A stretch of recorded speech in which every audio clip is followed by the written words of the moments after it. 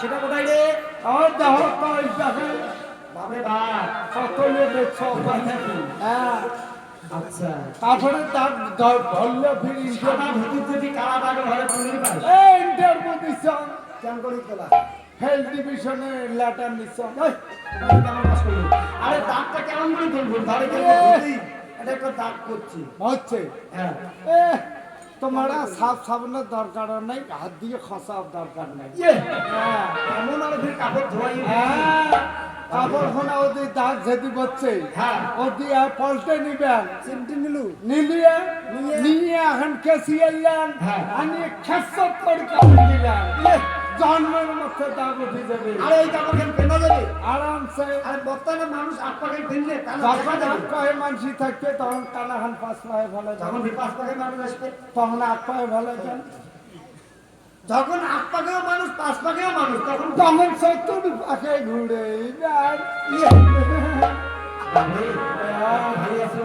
হ্যাঁ এদিকে হ্যাঁ। কিভাবে সে কাপড় ধরতে আরম্ভ করলে? আচ্ছা আহারে কৃষ্ণ পাইবি কাপড় ধরি, আহারে ধরি, বহুলা পাবি কাপড় ধরি, আজকে রোজা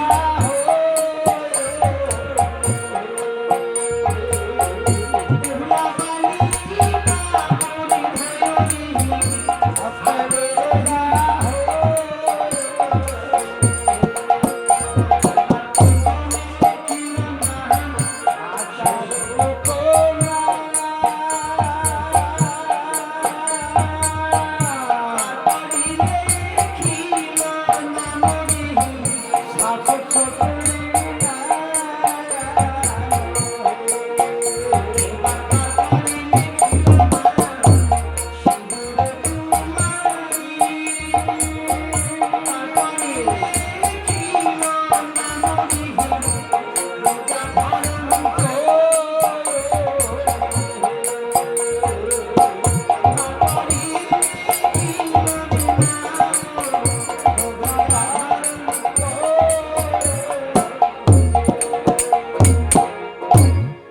তুই তো ভালো কাপড় ধুবের পাইতে হবে।